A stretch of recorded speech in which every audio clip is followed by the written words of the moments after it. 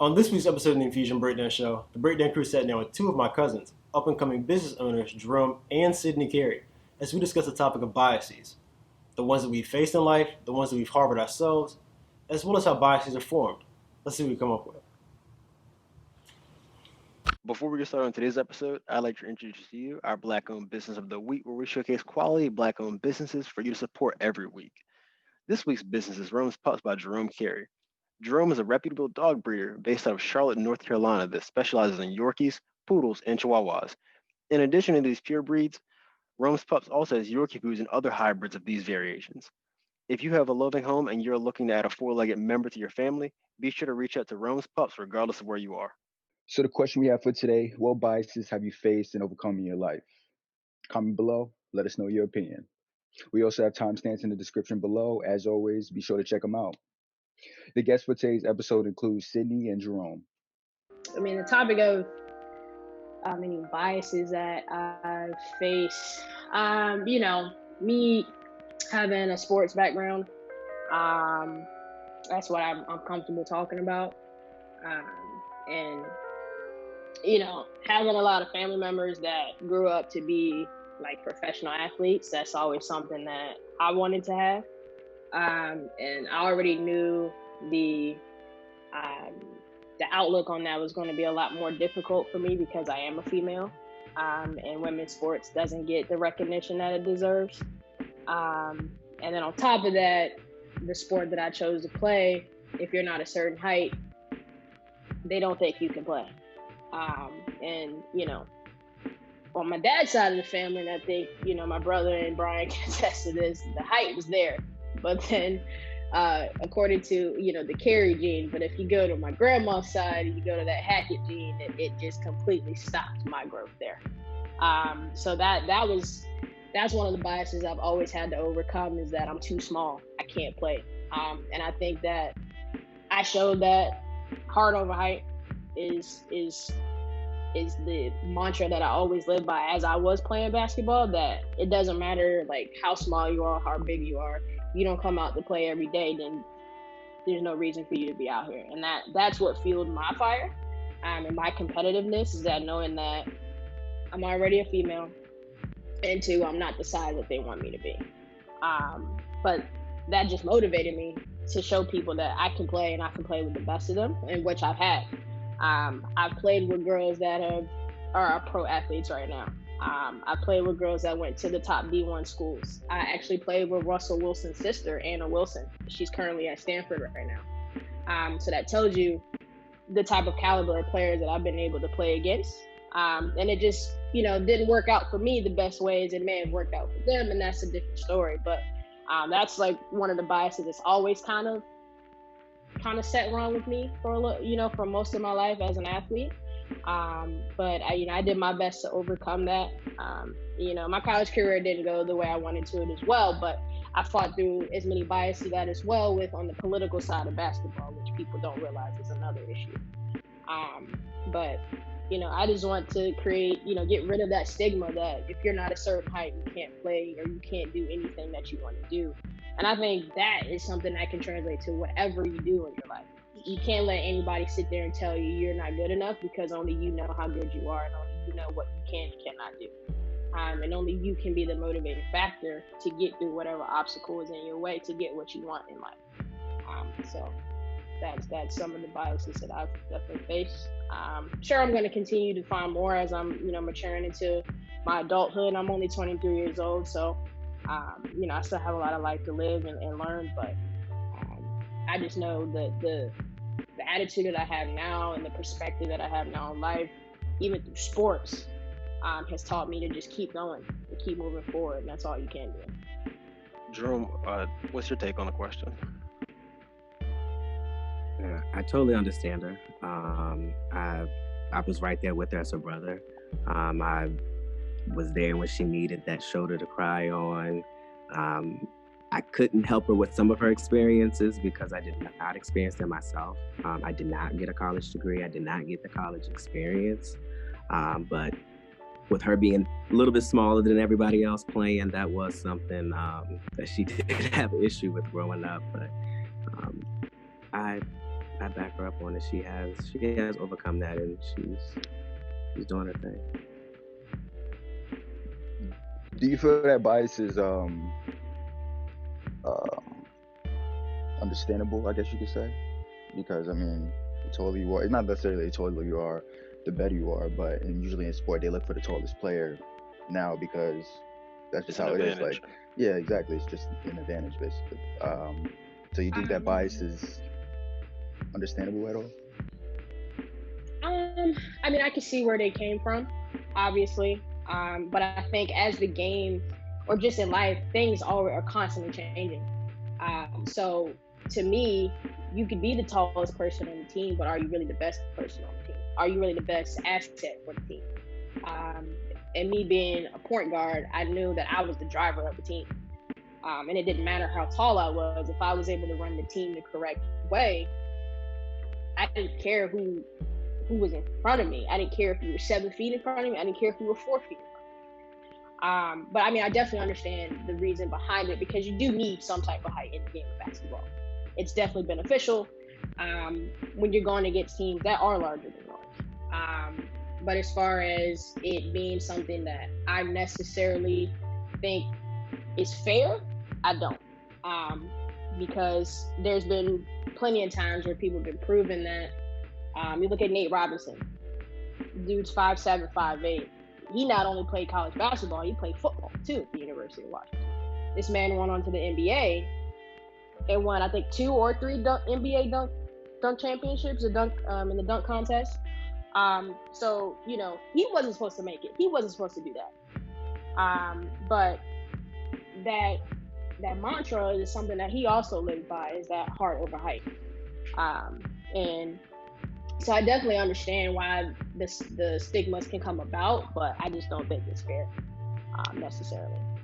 I got you, because I was just thinking about Isiah Thomas on the Celtics. He was over here, almost basically leading the league in scoring, like in the MVP race, and they still traded him for Kyrie, because a lot of times the stigma is like that those smaller guards aren't going to lead your team to the promised land. So I was just asking in that. Okay. Oh yeah, for sure. Yeah, I definitely understand that. Okay. What about you, Jerome? You have any biases you had to face? I have. Actually, I'm still kind of going through it, but it's gotten a lot better. When I transitioned from leaving working in the corporate world, worked for Capital One for like 5 years, to actually just breeding dogs full time, I was always told, "Oh, you can't do it. One, you know, you're black, you're a young man, you know, you're a gay young man. You can't have a business selling dogs, breeding dogs. No one's going to want to buy nothing from you." And, you know, just going through the challenges, you know, sometimes people didn't want to sell me a dog.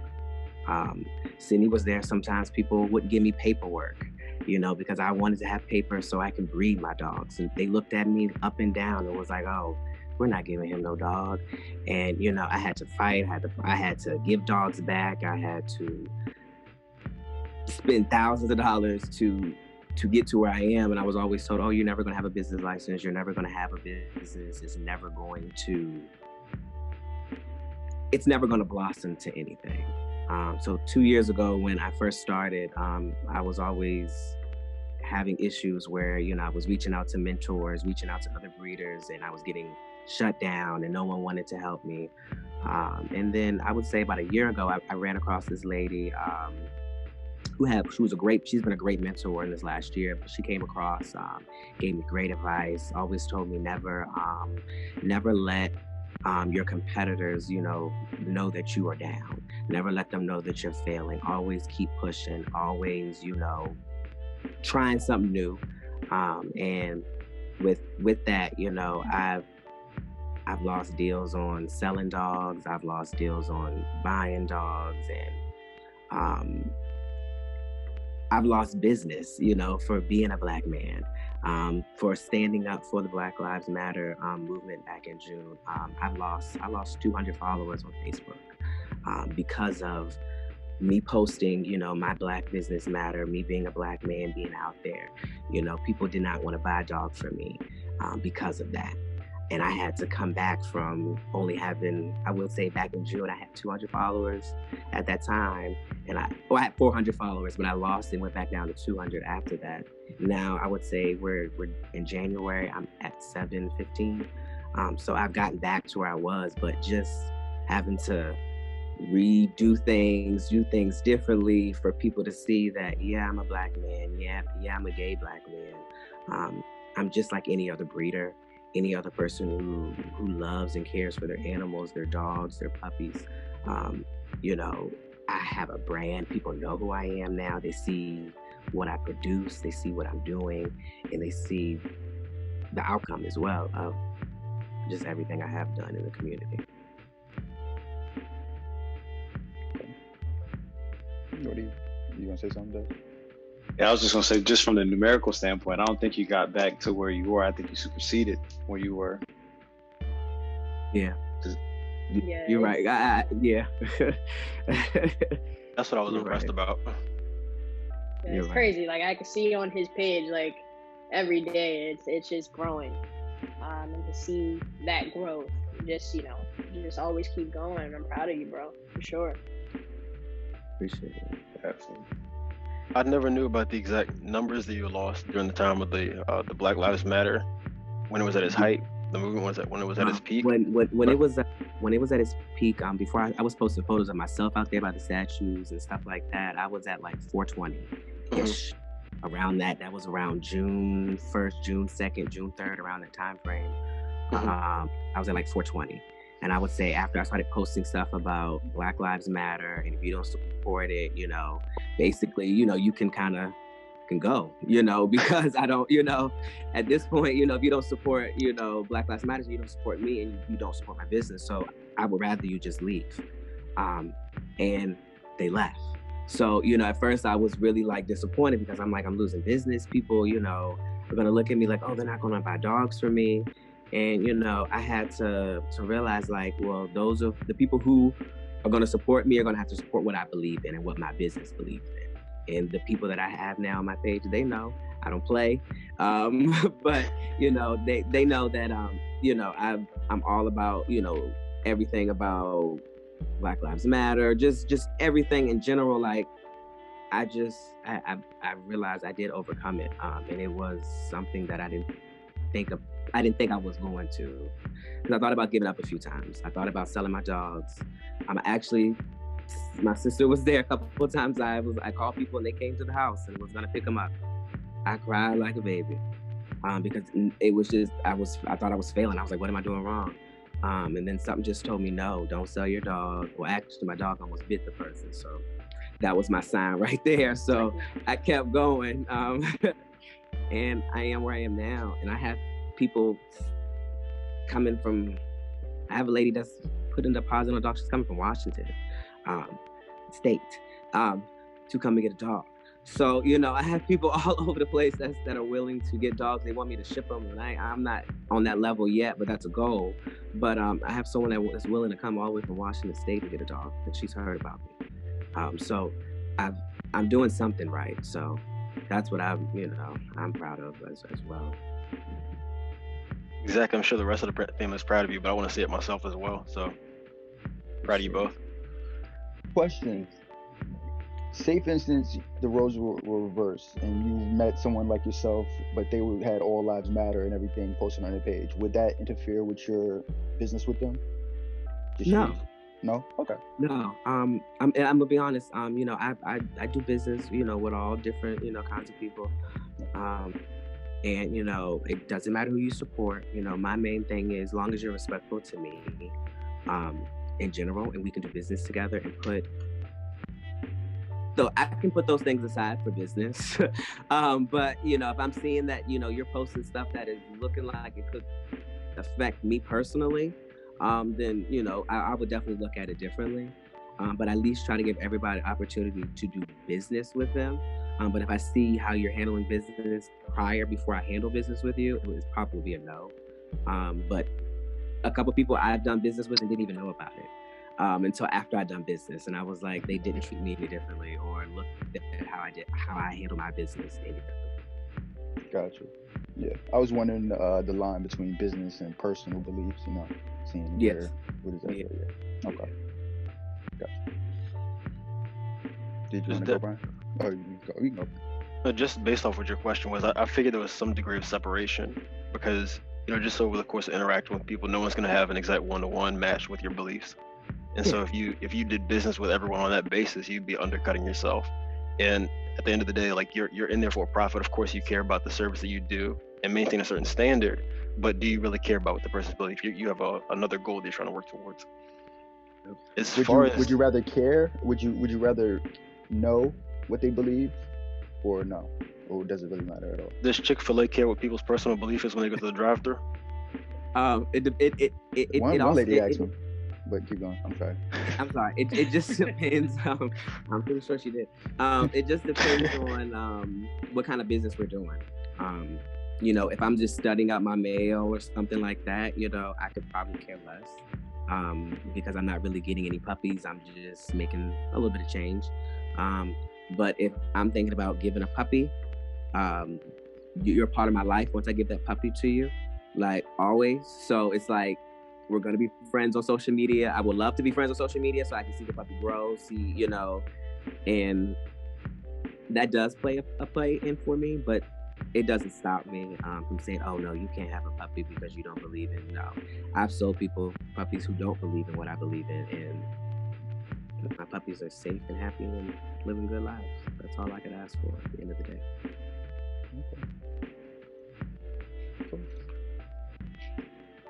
I'm sorry to interrupt you, Bryan. Keep going with that. No, you're fine. This was a particularly difficult question for myself because I wanted to do this as more so an exercise and try to see if I can uncover some biases. And I also did some preparation. I'll get to that a little bit later. But I really don't think that I experience any personal biases in terms of, I guess one of the biggest ones you can see across the world is racism. And I don't think personally, like I've experienced that firsthand. I think the closest I've came to it was something that I could not absolutely pin down to it because like it's kind of subjective. You don't really know the person's intention behind what they're doing. And it was myself, my sister, my grandmother. We were in a Hardees when I was a teenager.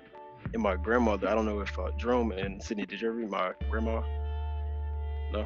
I don't think I ever got the chance to meet her, no. Okay, I don't remember. It's possibly. Okay. Well, my grandma, she was dark skinned. And so we were in the Hardees, me and my sister and her. So we're obviously light. And then so my grandma, she would speak to everyone. And so she had spoke to this white woman and her husband that were over at the other side of the register. And the woman just cut my grandmother a nasty look. Well, so if I was just to take the simple, lazy answer, I could say, okay, the woman did it because she was racist. She didn't want to speak back to her. But I don't know that. She could have just been a rude person. So it really left a nasty taste in my mouth because as a child, you see things like that. And then so like my grandmother, with her being raised in the generation that she was, she experienced things. She was alive in the civil rights movement. And so it kind of resonated a little bit differently with her, but we really don't know what was in that woman's true intention. All I know that she wasn't a nice person to be. She wasn't pleasant. So, and that's coming from being in an area where we do have people who do have alternate beliefs to our own. A lot of Trump supporters in the area, for example, I think there was a few instances in the Northern Neck where there was nigger written, like somebody had painted it on certain signs and stuff like that, and they would clean it up and it would happen again. So racism was definitely present in the area, but me myself, I've never really experienced it firsthand. That's grandma light as you? No, that grandmother, she was dark skinned. Oh, she was dark skinned. Yeah. Okay. History. But as far as like biases that I faced, I really can't say that. That could just be me being a beneficiary of various degrees of privilege, whether it be the fact that I'm a guy, whether it be the fact that I'm straight, whether it be the fact that I have a college degree, whether it be the fact that I'm from a certain area or something like that, or people know me. But perhaps over the course of discussion, somebody will bring up something that will trigger something and allow me to unlock that or dig it back up from my memory. But as of now, I'm kind of drawing a blank of ones that I've personally been on the receiving end of. Okay. You want to go? What about you? I kind of want Dez to go first. Hey, I'll go ahead and I'll tackle it.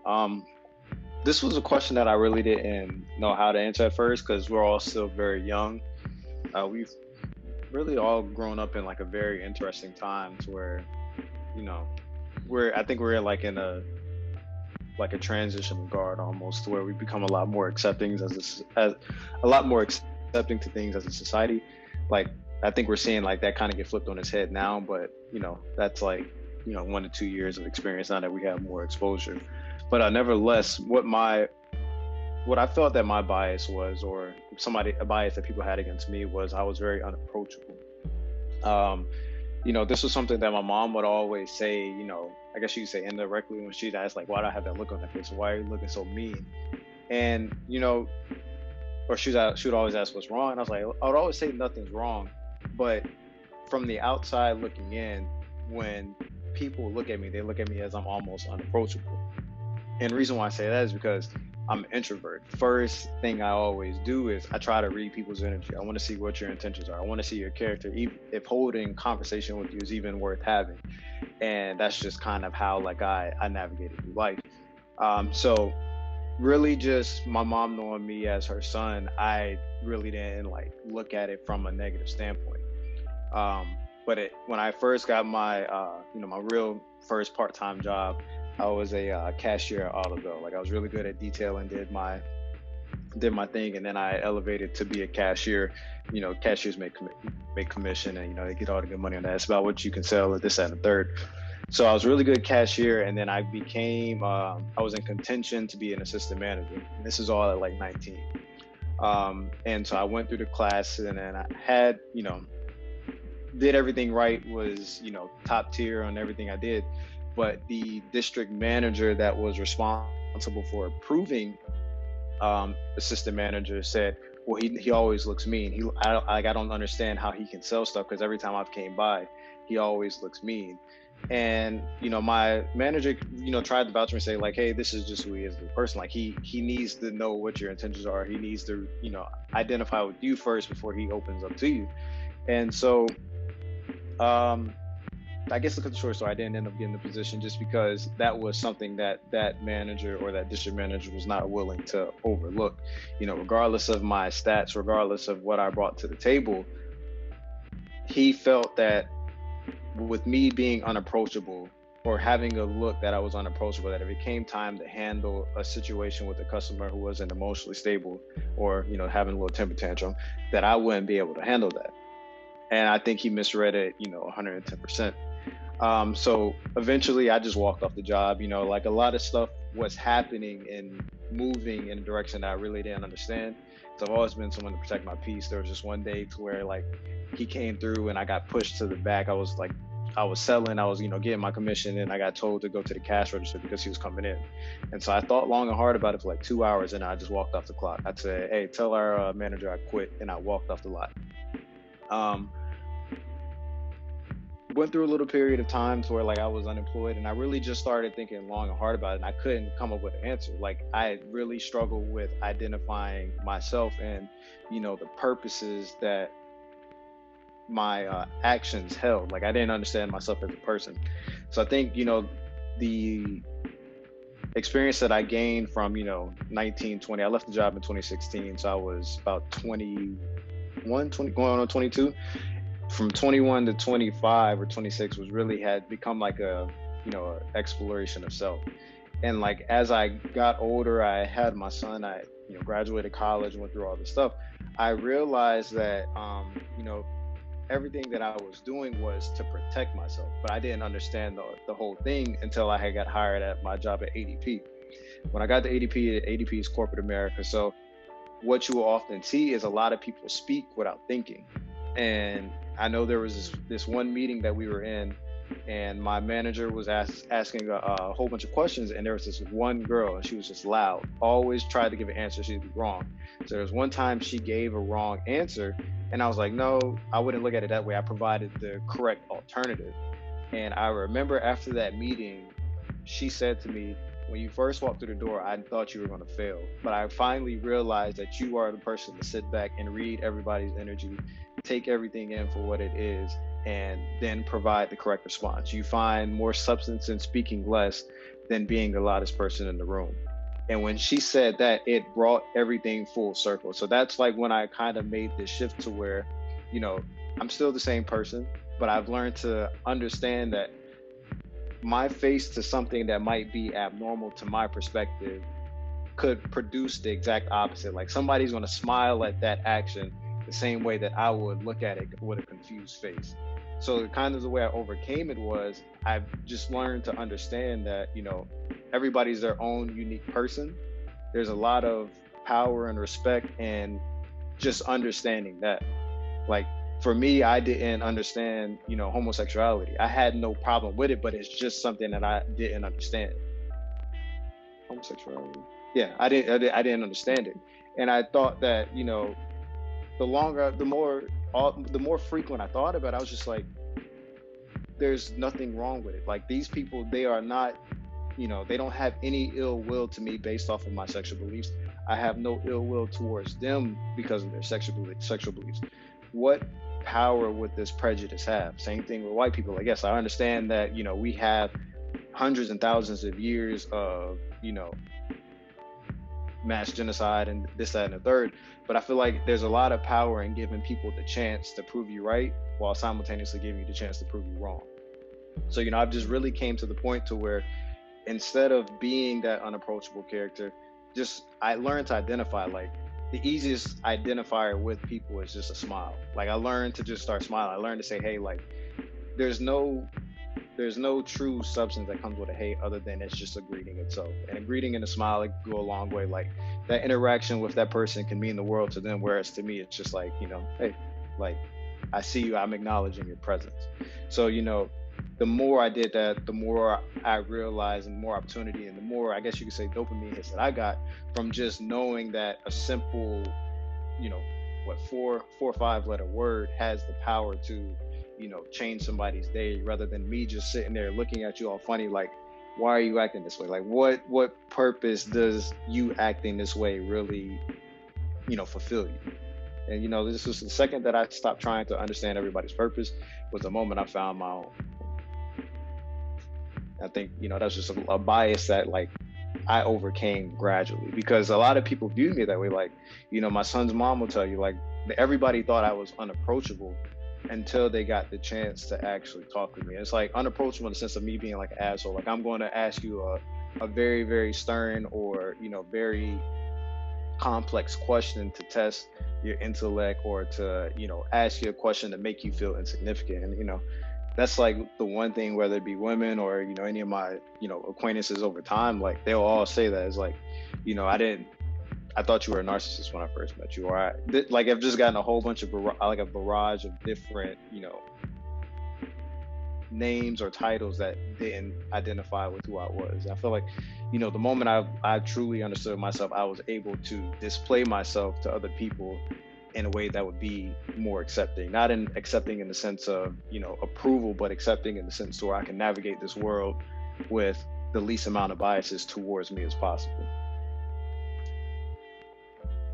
I didn't consider that as a bias, because now that you said that, I totally relate with that, with the perception of being unapproachable. I think a few weeks ago, I had posted one of a plaque that I got when I was an RA at the end of the year when I was leaving the residence hall. And one of my coworkers, the first thing she wrote was, "I just knew I was going to hate you." And so people had this perception of me being like a sarcastic asshole that was looking for opportunities to cut people to shreds and say mean things, and just based off like a face value interaction. But it's like I didn't face it in so this kind of same way you did, where it was like a real hindrance. I feel like I've been able to kind of work my way around it by having like one-on-one interactions. I feel like I do a lot better with those, but over time it was something I was able to improve, because it's like you have a lot more control over yourself in that situation. I do see why people might say, okay, well, he does look unapproachable, but I can't really blame them for that, and it's something that you have to actively address within yourself. And I kind of relate to that too. Yeah, like I have to agree with that as well. It takes time. Josh, what are you saying? I'm sorry. Do you feel that unapproachable label is on you because you're black? Nah.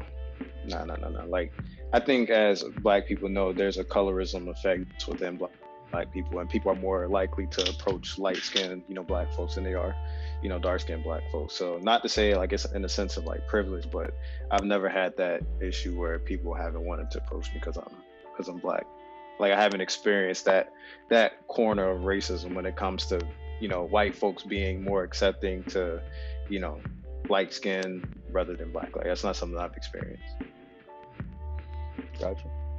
Sydney, have you ever come across that? Like people saying like you feel unapproachable? Because I feel like a lot of black women get that, like, oh, they come approach with the, oh, smile, why you looking so mean?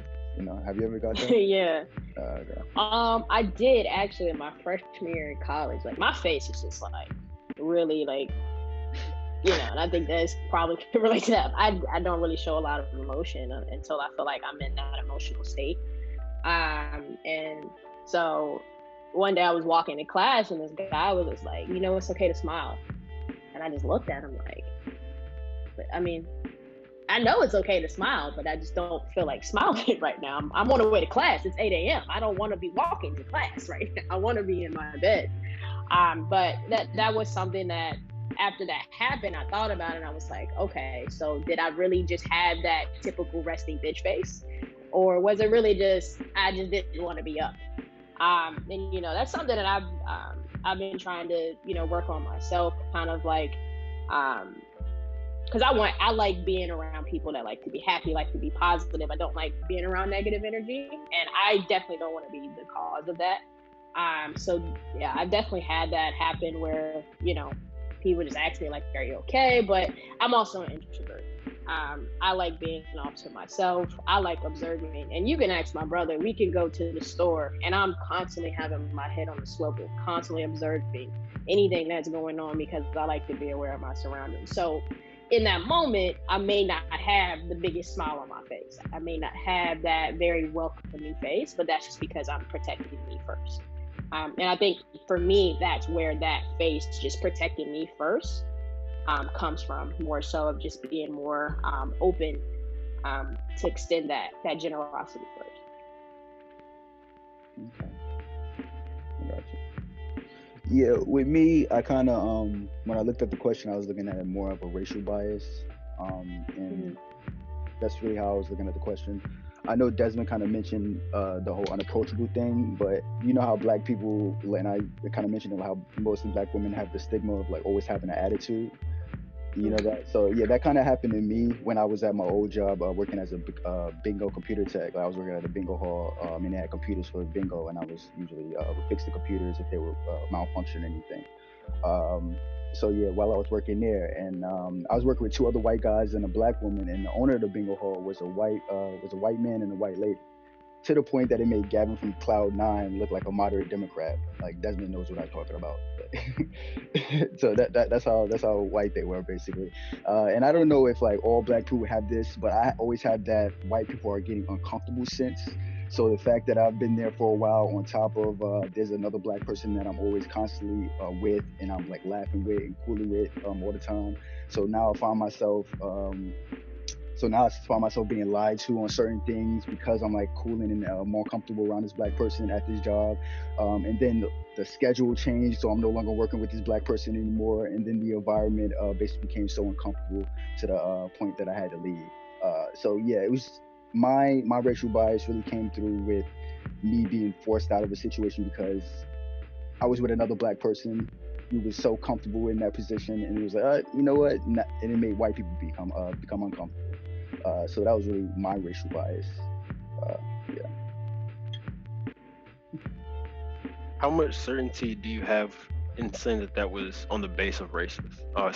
On the basis of racism.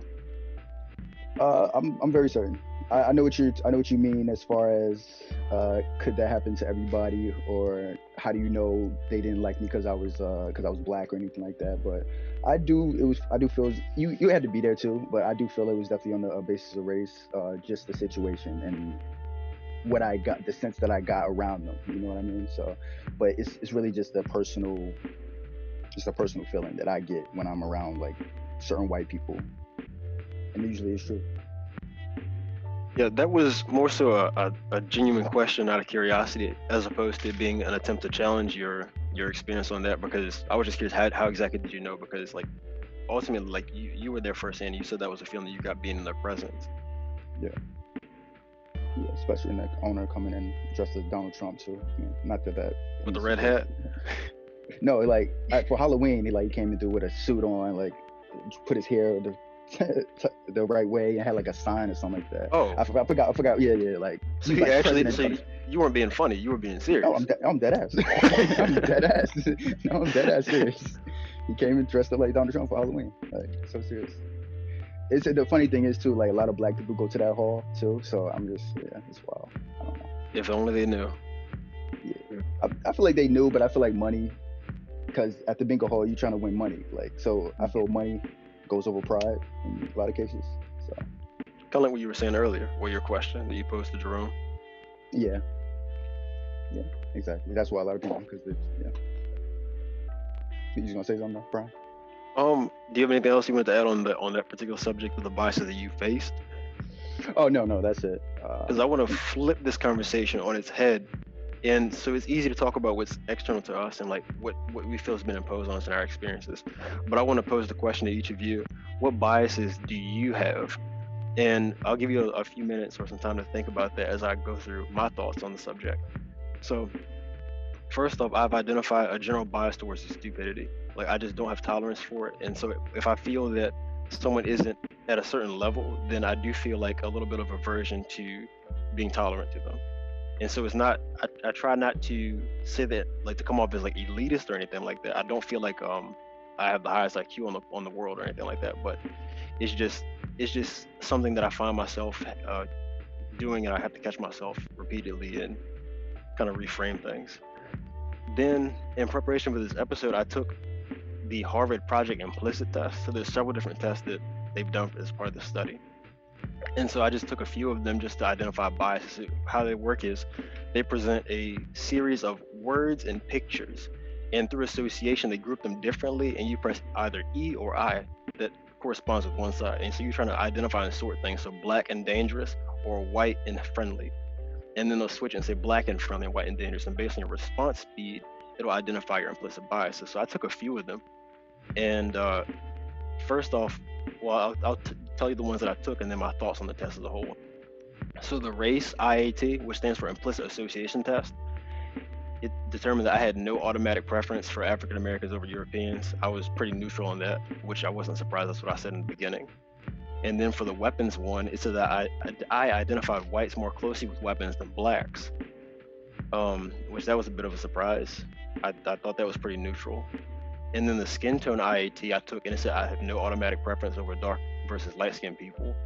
And then the gender career IAT I took, and it said I have a strong association with associating males and career and females with family, which was pretty in line with the norms. Now, one of the things that I had a problem with the test, and this one particular one with I think it was with the weapons association, was there were no differentiation between the blacks. So like there were black people, but there weren't black men and women, whereas the white group had white men and women. So I feel like that could have subconsciously played a role in helping to identify the different categories.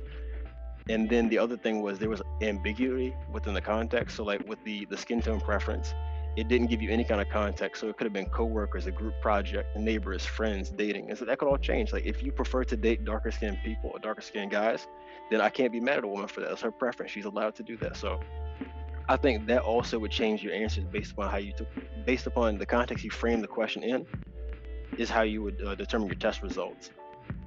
And I really think, Des, you pointed out earlier when you were speaking about homosexuality, so I was thinking I had a bias towards the group growing up. I was really young. I think I was harassed in the mall. It was this guy. I was in Barnes and Noble, so my parents would take us to the mall every weekend in Richmond and Fredericksburg. And I was in Barnes and Nobles. And so I was sitting there reading the books because I was a nerd. And this guy comes in, he's really flamboyant. And he's just making like noise and just like being in the general area. So I go to the back of the store. So I go to the back of the store. He follows me back there and he's just like hovering in my general area, big obnoxious. And then so I go to the front, and then he goes to the front of the store again. So okay, well, I know definitely he's following me. I'm around like 10 or 11 years old. So I'm aware, and I kind of have a little bit of enough whereabouts to know that something's going on. So I get ready to put the book down, and as I put the book down, he said, hold on, wait. And then he starts trying to talk to me about the book. And then as my parents come in, because they come in right at that exact moment, he looks at my parents, he looks at me, he puts his book down and runs out the store. And so they came in just at the moment when I was about to yell at him because I was being harassed. And so I had a subconscious bias back then because I was taking the traits that he possessed and transposing them into an entire demographic of people. So that just shows how biases are developed. So my experience from being a child inside of a bookstore at 10 years old, being harassed by somebody and then taking it out on an entire group of people and being hateful for no reason whatsoever, that was unjustified. And it took me a few years to outgrow that. And I think that's a big testament to just the experience that you can get in the world. So like, I think I overcame that once I started like interacting with real people in the world. And when I got my first job, because I was working alongside with gay and lesbian people, and it was like, we just had normal conversations. There were normal people just like me. And so just going based off of what I had seen in like movies and TV, you always see the examples of like the overly flamboyant ones who throw it in people's faces and they're like obnoxious, but that's not a real accurate representation of an entire group of people. And so I could just say how easily it was for me to have my opinion swayed one way or the other based off of that and a subset of people who I've interacted with and seen, and then just say everyone is like that, so then be hateful towards them. So I think that was a huge part of my development in deconstructing that particular bias that I faced, that I was projecting on other people. I mean, I could definitely understand it. I think your experience is a little bit more unique because you're at that age to where pedophilia is a thing and things of that nature. So I could understand the concern with it. I would say for me, like, I grew up around a lot of aunts and uncles and grandparents, and typically they weren't as accepting to gays and lesbians as they were as I guess you say as our generation is now. Like, granted, the bias is still there for a lot of people, but for me it was more or less like I've always been kind of like a free thinker, because even though I was around people who had to hide their sexuality, or I was around people who laughed when a flamboyant man or a baritone female would speak, I never understood it. Like I like, from my perspective, it was, these jokes are being riddled, these biases are being formed, but this person cares nothing about you. Like, I didn't understand that aspect. I always was the type of kid that I tried to put reason and cause together, or reason and action together, or action and cause together. Like, what is happening to cause you to feel this way about them? And I just couldn't understand it even at that age. Like, there was nothing giving me drive from point A to point B for me to display the same behaviors that I was around. Like, that bias just never formed. And I'll say is, like, as I got older in my teenage years, like, I still wasn't around a lot of I didn't come in contact with a lot of gay or lesbian women, or lesbian women. But what I will say is that a lot of my female friends in high school that at the time you might not have, or might have been like in the air, like, we were really cool. Like, there was no treatment different than how I treated my boys, and there was no different treatment of how I treated women. Like, it was like, you exist the same way I exist. You want the same thing out of life that I want. And like, maybe at 16, 17 years old, like, I didn't view it that way. But like I said, as you gain that more experience, you realize that they want that people all over the world, regardless of race, regardless of sexual orientation, like, everybody wants the same thing in this world. And I would always say it's freedom and happiness. And the vehicle that you got to drive to get there is going to be different than any of those, anyone in that category. But nevertheless, like, you want the same thing. Like, you're not in competition. And so I just never had that bias form against people. Like, it just didn't make sense to me, because at the end of the day, like, even though I didn't really understand true love until I got into my 20s, like, it just seemed ridiculous for your cousins to be outcast, even by your own family, because they had a different sexual orientation. Like, for me, that just didn't make sense. And the fact that no one was there to protect them or to, sympathize, or I'm sorry, not sympathize, but to empathize with them and to be a light. Like, those things didn't make sense to me. And of course, I didn't have the emotional maturity then to be that light. Like, for me, I was more or less the observant one. I just watched everything piece itself together and, just took it all in for what it was. But nowadays it's like one of the fitness people that I watch, to get my workouts from, is one of the women that I went to high school with, and she's been in that demographic her entire, like, the amount of time I knew her. I just never pieced it together. Like, she was the same person in middle school when I knew her that she is now, and I never pieced together that she was into women then just as much as she's into women now. Like, it never like dawned on me. Like, I never looked at her and thought, like, I never pieced it together. It was just, whether it be an unconscious bias or whatever, however you want to try and categorize it. Like, for me, there was just never a difference of treatment to her.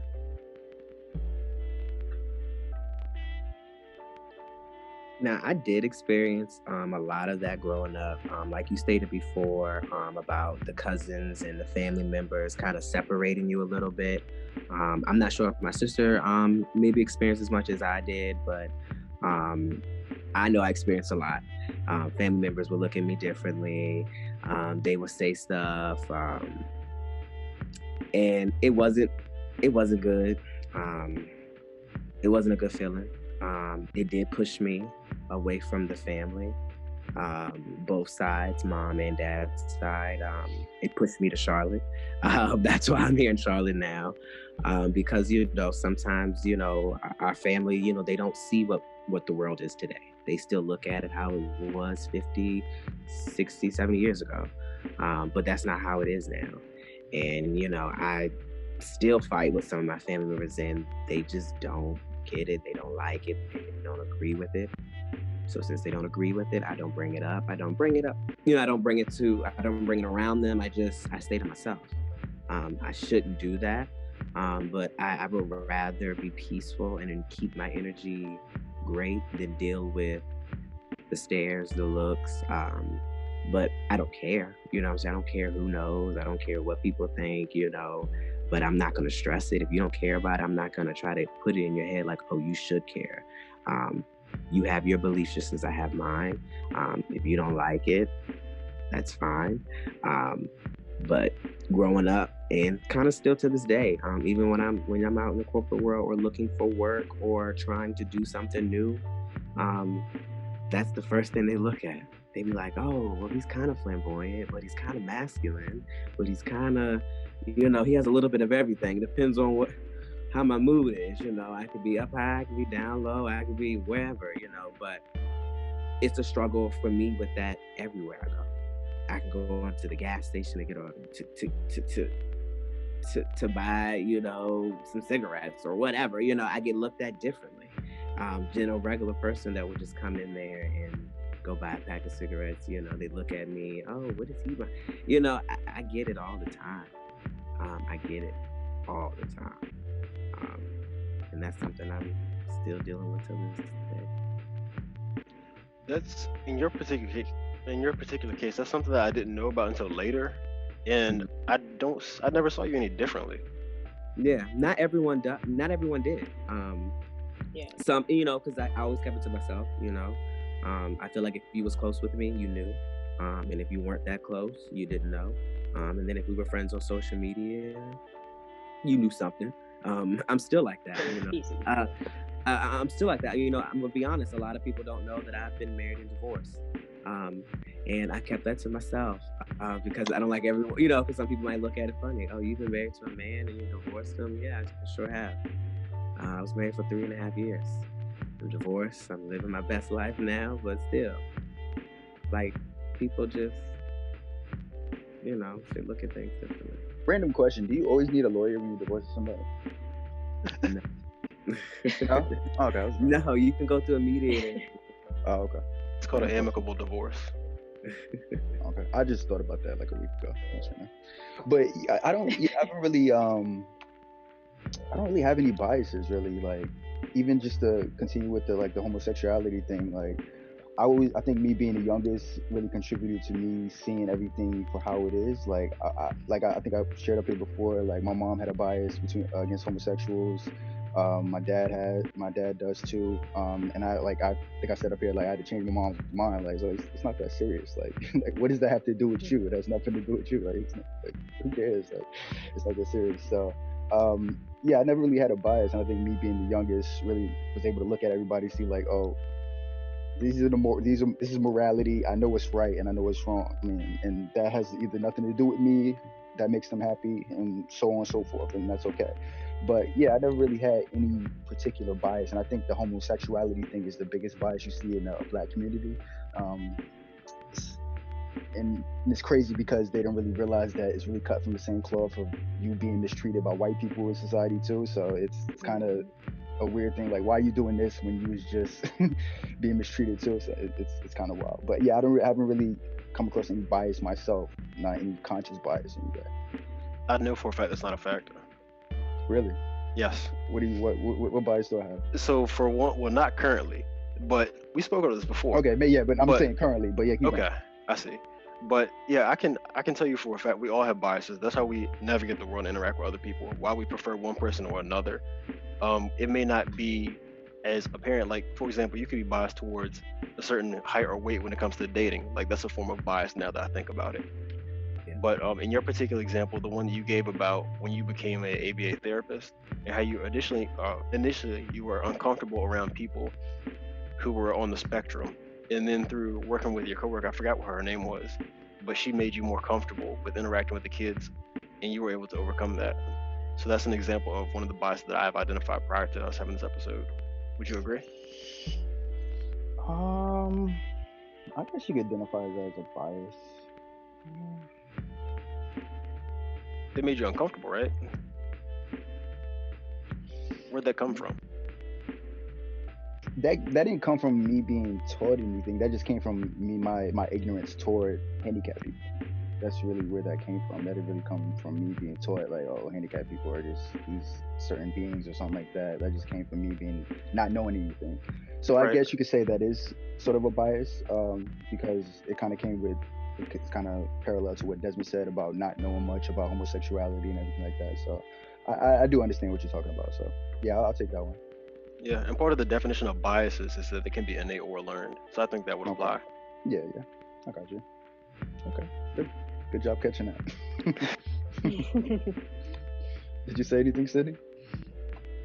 Do you have any biases? No, I've been, trying to sit here and, kind of think deep about the question. And, you guys did bring up a good point about homosexuality. And, I did see what my brother went through. And I'm bisexual, so I didn't get it as harsh.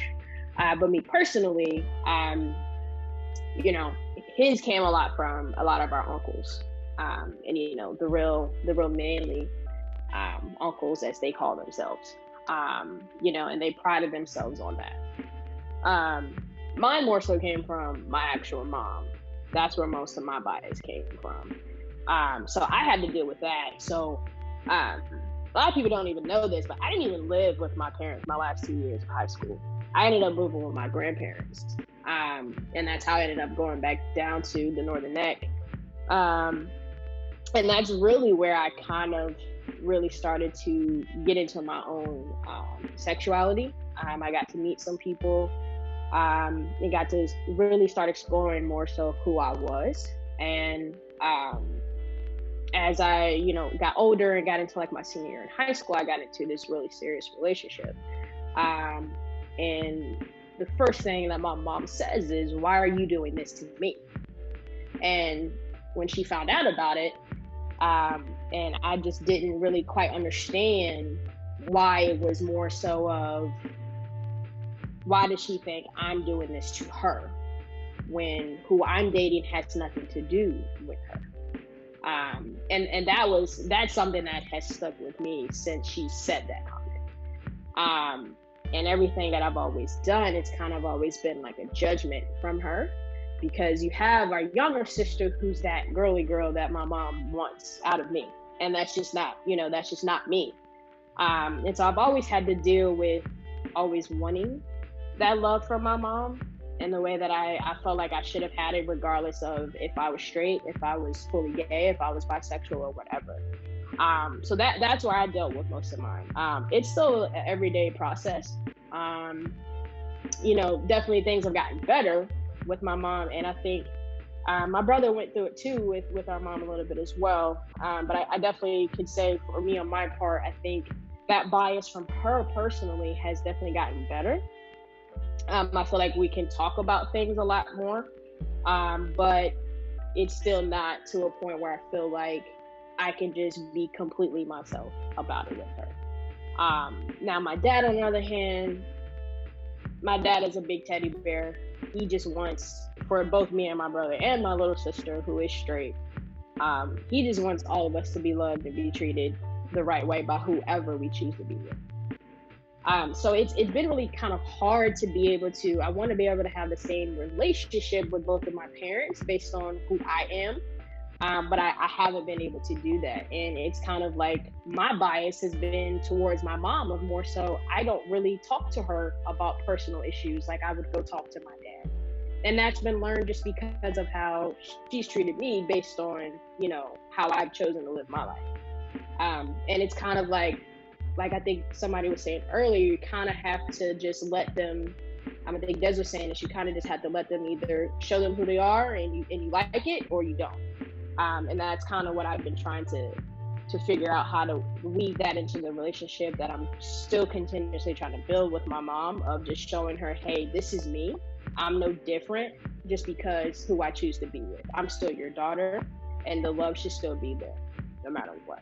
So that's kind of the biggest bias that I've dealt with, is just my own relationship with my mom.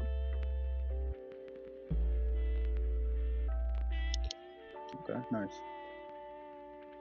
Were you gonna ask something, Bryan? No, processing everything. Oh, okay. Anything else you guys want to add? I do have just another question on the topic of racism. So we spoke about it being imposed and being experienced by ourselves, like what you said, Josh, and I don't know if Desmond, if you ever experienced racism. And then Jerome, you were saying, like, as being a dog breeder, one of the parts of your challenge that you faced was you being a black dog breeder. And then on top of that, you had the fact that you were a gay dog breeder and then a male dog breeder. So, and then Sydney, I don't know if you've experienced this within your life or anything like that, but have you ever experienced racism? And then, well, first I'll just leave it at that first. Yeah. The first time that I've had any recall of it was I was in 7th grade. So we live, my parents live in Mechanicsville. So it's about an hour or so from the Northern Neck. And we had just moved. We had been in Mechanicsville for a couple of years at that point. And then we just moved. So I was at a different middle school than I was the year before. I was in my gym class, and it was me. I think we were playing capture the flag or something like that. So we're out on the football field, and it was my team, and it was me and this mixed girl who, her dad was white, but her mom was black. But she was really dark skinned, so a lot of people didn't even realize that she was mixed. And then there was me, who was light skinned, who everybody just assumed I was mixed. And so there was this white guy on the other team, and me and her actually ran over and got the last flag together. He got upset because, we beat his team. And the first thing I hear out of his mouth was, "Stupid niggers, that's all they're good for is running fast." And me and her both looked at each other like, did he just say what I thought he just said? And so she actually went up to him and confronted him about it. And so then she went and got our gym teacher, and then we had a whole meeting with one of our assistant principals. And it more so was they just asked him, would his parents be proud that he said that? And all he said was, my dad probably would be, but my mom wouldn't be. And that was all that happened with him. Me, on the other hand, and the other girl that I was with, they kept us in the office longer to have a talk with us, basically begging us to forgive him and kind of don't really say anything that this Sweep it happened. under the carpet. Kind of sweep it under the carpet. And me, at that point, I'm young. I'm just like, you know what? I never was the kid to get in trouble. And so I was just like, okay. And I never even told my parents that this happened until recently, that even happened. So that was probably like the first time that I can strictly remember of that happening to me. And after that happened, my perspective of, I thought that was my friend. Like, we were cool. We always, we'd be in the gym, like we'd go shoot hoops in gym class, and like we had a couple classes together, and he would always talk to me. But the fact that over something as simple and little as a game in gym class you could have the audacity to say that type of thing towards me, was where I had to figure out real quick, hey, everybody isn't going to treat you the same. And that's just the reality that we live in. And that was the very first time that I've ever experienced anything like that. And it changed me. It did. It changed my perspective on people. So I guess you could say that's another bias that I have. I don't know if dealing with white people in particular, if there's going to be at any given point, could there be a point in time they can be very racist towards me? So I always have my guard up in that respect. Yeah, and that scenario that you were just explaining, it's like you thought you were friends with him, and very well you could have been. You were always going to be the black friend, but you would never be just a regular friend. And so there was compartments to that. And then once that happened, for whatever reason during the game, he decided to show his true colors. And so, I mean, I can totally understand that. And that actually brings up the second point that I actually want to tag on to the initial question, was, can black people be racist? Oh, damn, Bryan. Were you going to ask that just now? I was going to ask if the situation was reversed and her and her friend said, stupid cracker, would that be racist? So yeah, that's basically what I was going to say. I mean, me personally, yeah, I do think, the very instance of the same reasons of, if anything happens to black people, the first thing black people say, oh, it's because they were black. But that doesn't mean if the same thing happens to a white person that, if a cop guns them down for no reason at all, that they deserved it. You know what I'm saying? Because at any given point, if you didn't deserve to have what happened to you, you didn't deserve, no matter who you are, what your skin color is, or anything like that. So I do believe it. And I did fall victim to a lot of that as I've been growing up. And I've been trying to be more subconscious of the things that I say, because I believe in, diversity, giving everybody the equal opportunity to do whatever they want to do. So in my opinion, yes, I do think black people can be racist, and I understand the concept of how, when we were the ones that were oppressed with slavery and everything, and I totally understand that. But there's still a point in time where right is right and wrong is wrong, no matter what, to me. What do you think, Jerome? Yeah, we can be. I have. Did you have? I have. And I wouldn't say I'm still like this to this day, but I do know when I was in like the corporate office world, working with, other, black people, and then also working with, white people as well. There was some cliques in there. We would be biased or, against the whites, and the whites would be against us. It would be based off of, oh, well, you got that position because you only, you did something to get that position. You were, you licked the boss, you was all up on the boss. So, the boss gave you the position, So, little stuff like that. And then also too, just knowing what, our ancestors and stuff have went through in the past. Sometimes you could, it automatically, you kind of look at them a little differently. I can say that for me and my sister, from where we grew up in Mechanicsville. That's all we had around us. So we were always that one black friend that everyone had. So we would go places. We were, oh, this is my friend Jerome. This is my only black friend. That was me and my sister. So, we were always that friend. So, I used to hang around people like that. Oh, I didn't realize that hanging around them, that they would one day, choose to be different around me when they're around different people. I had one friend, she would hang out with me, but when she was around her certain friends or her father, she wouldn't have nothing to do with me because her father didn't care for us. So, I had to realize who my real friends were and who was really there for me and not just, just because, I just want to have one black friend. This is my black friend, but he's not like all other black people. He's cool. Okay, what's the difference? What's the difference from all black people? We all have some things in common, but we all have things that are not in common. My parents, they were lucky to put us in a great school system, a great area. So of course we were around a lot of snooty white kids. And that's how we grew up. Not saying that, it took away from what maybe our parents could have grew up, being around cousins and family members and probably being around more people of their skin tone. We were in a different opportunity to be around other cultures and skin tones, and we saw different types of people, and our parents made sure of that. But where we're located they are biased and racist against us. That's just what it is. I've been called the N-word in school. I've been called all different things. You can name it.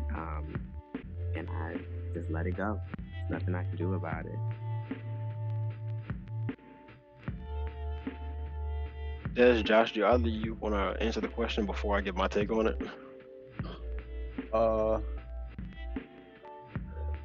have to disagree. I don't think black people can be racist. I think these situations from black and brown people are definitely prejudiced, but I think I don't think that's necessarily racism, because racism describes a system of disadvantage based on race, and black or brown people have never stood to benefit from such a system. Plus, the part of racism is thinking your race is superior to others, and black people don't really think superiority over white people. And even with big examples of someone like Louis Farrakhan, who people say is racist, I think when anyone brings up another person's or a group of people's bad things that they've done throughout history or life, then I think it's natural to think that person hates that person or those group of people.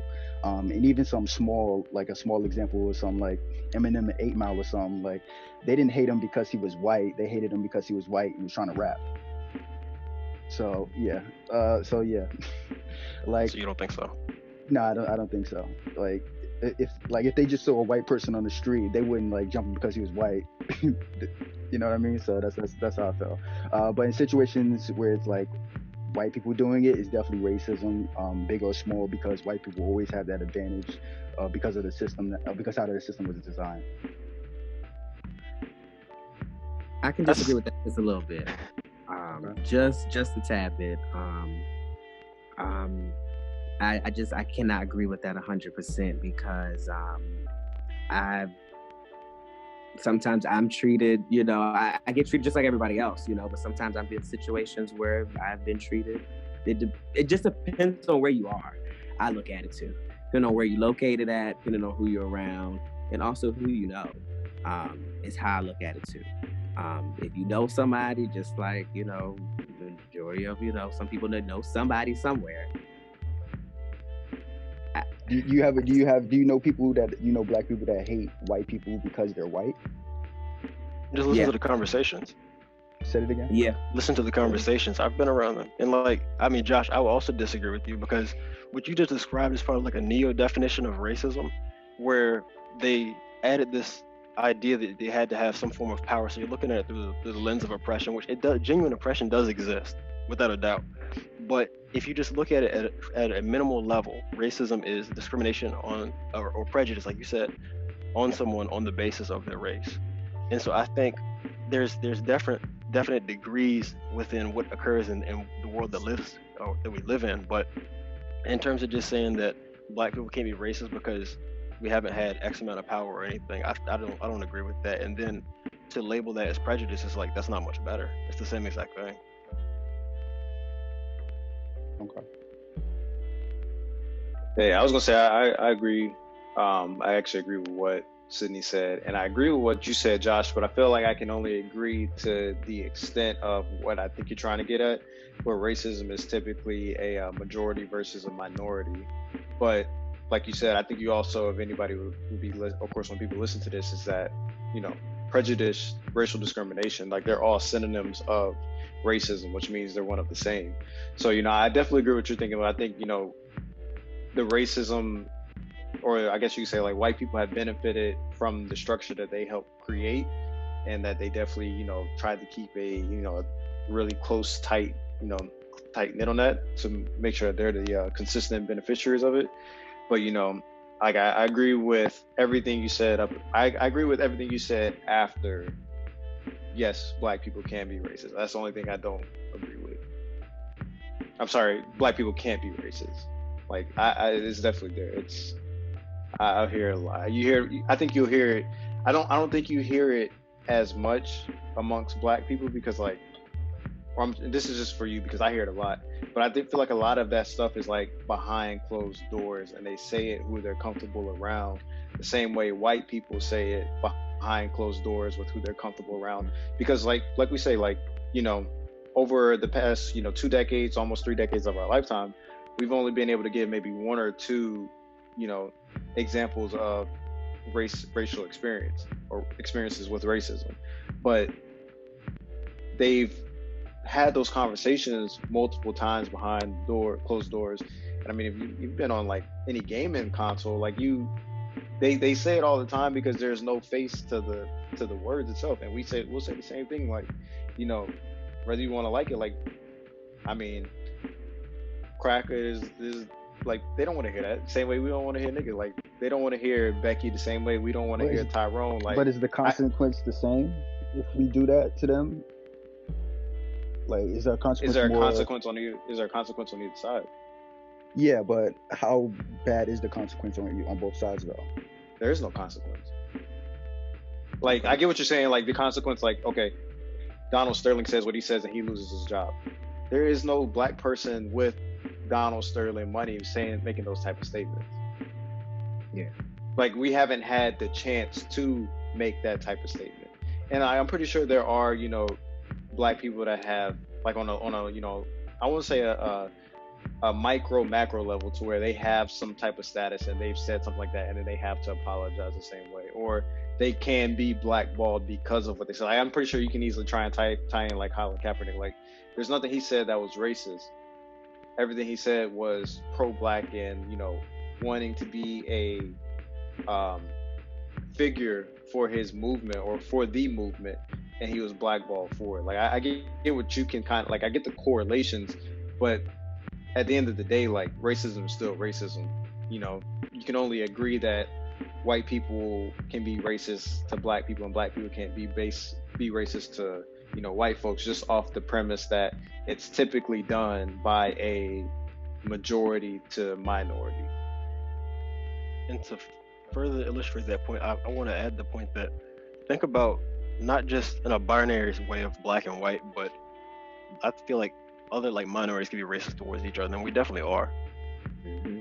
Like, for example, a black person could be biased or racist towards Hispanics. Same way Hispanics could be racist towards blacks or Asians or Indians, any other group like that. So that's why I'm very hesitant. Actually, I just flat out disagree with the definition you gave, like, for those reasons. Okay. Just know I'll probably be texting you guys later on in the week when I'm editing this. That's cool. Something else. You know. All right. Okay. Anything else you guys want to add? You got any more questions? No, that checks off everything. Anything else you guys want to add, Jerome and Sydney? Thank you for being on the show. Appreciate it. Thanks for having me. It's been a long time coming. Oh, really? Yeah. All right. You have album of the week, Des?